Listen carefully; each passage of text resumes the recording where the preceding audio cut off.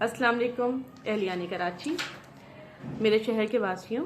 मैं भी आपकी तरह इस शहर की वासी हूँ, बेटी हूँ और बहन हूँ। इस वक्त जो मेरे शहर के ऊपर जुल्म सितम के पहाड़ तोड़े जा रहे हैं, और ये आज की बात तो नहीं है, हमेशा से मेरे शहर के ऊपर इसी तरह जुल्म सितम किया गया है। मेरा शहर कमाता था और पूरा मुल्क जो है इसके पैसे के ऊपर अय्याशी करता था, और हमारे अपने शहर को जो है वो उसके जायज़ हकूक़ से महरूम रखा जाता था, लेकिन हम बर्दाश्त करते रहे।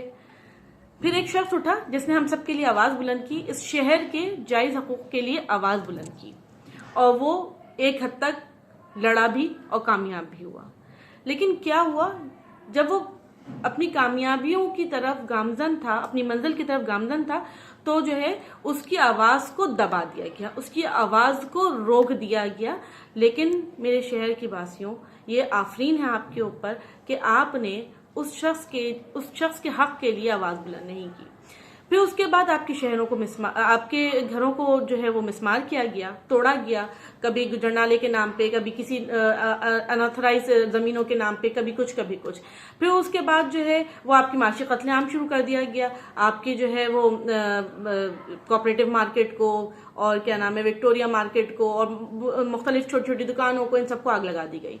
फिर उसके बाद ये चीजें चलती रही, यहाँ तक कि अब आपकी बस्तियों को भी आग लगाई जा रही है, लेकिन आप तब भी अपने हकूक के लिए नहीं लड़ रहे। याद रखिए, आपने लीबिया का हशर देखा होगा।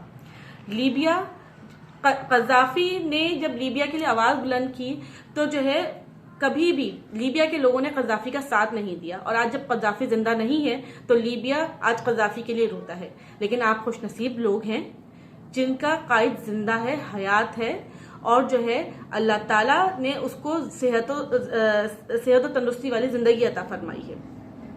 आप उठें और अपने कायद का बाजू बने और अपने जायज हकूक के लिए लड़ें, वरना याद रखिएगा, अगर आज अपने हक के लिए नहीं लड़े तो आपकी दास्तानें भी ना होंगी दास्तानों में।